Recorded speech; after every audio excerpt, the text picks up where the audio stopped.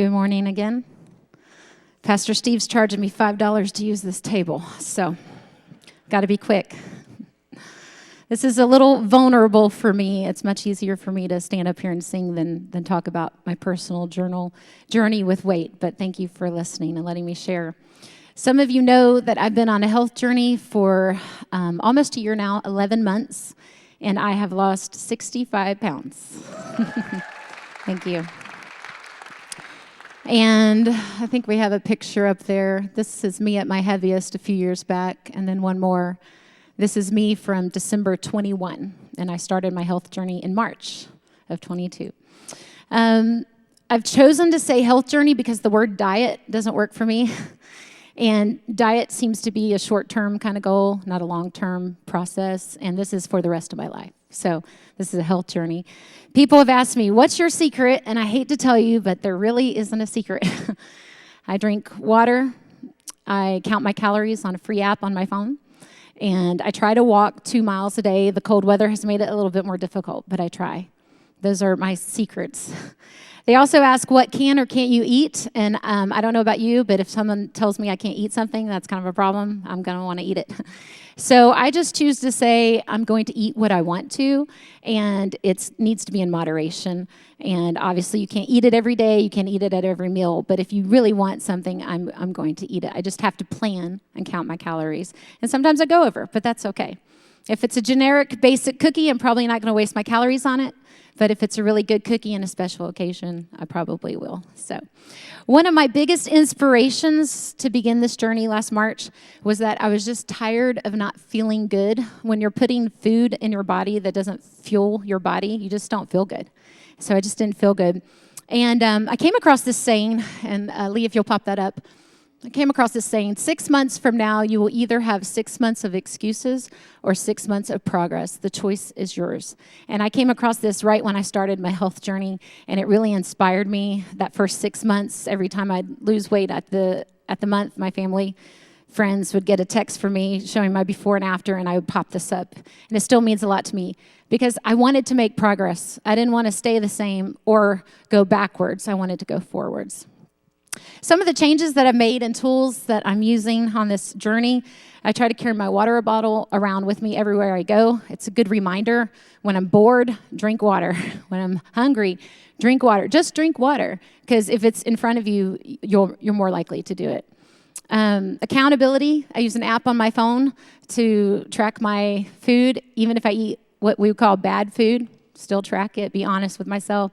And then I use my smartwatch to track my steps. And that's a really good tool because it reminds you, have you stood long enough? Have you exercised? And it's also a fun challenge with people like Pastor Steve will be like, how many steps you got? How many steps you got? It's just a fun challenge with each other. I have some very close and encouraging friends that are watching this today online. When I'm struggling, when I'm emotional, I'm an emotional eater. When I'm having those moments, I just reach out to them, whether it's good or bad, and they're my cheerleaders, and I really appreciate that. And I take these pictures that you just saw, and I compare and contrast those because sometimes in the middle of your journey, you forget where you've come from, and you forget how far you've come, whatever you're dealing with. And so it's good to go back and be like, oh, I really have made progress. I really have changed, because you get in those moments where you just are discouraged. I also know that it's the small victories that lead to the big victories. You can't win a big game without making those points to get to that game. And so my small points are 5-pound increments at a time, and I do have an end goal weight that I want to maintain, but it's those big victories that only happen because of the smaller victories leading up to them. Also, find joy in the non-scale victories. Sometimes, for me, you look on the scale and nothing's happening, and that's frustrating. But there's other things happening, whether the scale says it or not. And I call those non-scale victories. My rings fit better, my clothes fit better. I'm going to fly in an airplane in April, and I'm not going to have to worry about the seatbelt.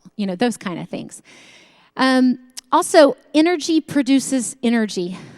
The other day, this past summer, I was up a ladder cleaning out the gutters, and Luke looked at me and he goes, "What'd you do with my wife? Because I've never seen you on a ladder. I've never seen you cleaning out the gutters in 19 years.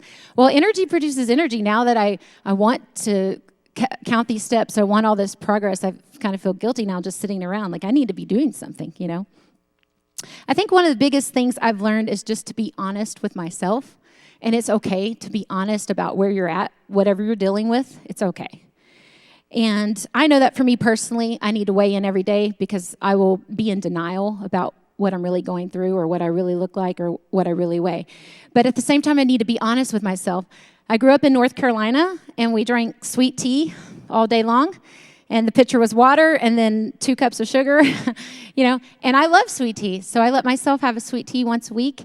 And not every meal, not every day, but I let myself have it in moderation. And I think that's such a big change in my mind frame. Like, it's not what you can't have, it's what you can have, but in moderation. Life happens every day. Some days it's a good day, some days it's a bad day. You can just start where you're at with whatever you're going through. You don't have to wait till tomorrow. You know that saying, wait till Monday to start your diet? No, you can start now. And not every day is perfect, but if you know what your goals and commitments are, that gives you something to strive towards and keep going to. I don't know if you remember, but 5 years ago, I tore my ACL, and I had knee surgery, and it was a really challenging time for me physically and mentally. And now I'm 43, almost 43, not quite. And I am healthier now than I have been in the last decade. And so it's never too late to make a change. And it's those little things that add up to the big things. All you have to do is find what works for you. And the Lord has just reminded me on this journey, I can do more for Him when I physically feel better. So if I'm physically not doing well, I'm probably not going to be able to serve the Lord the way He really wants me to. So thank you for letting me share my journey.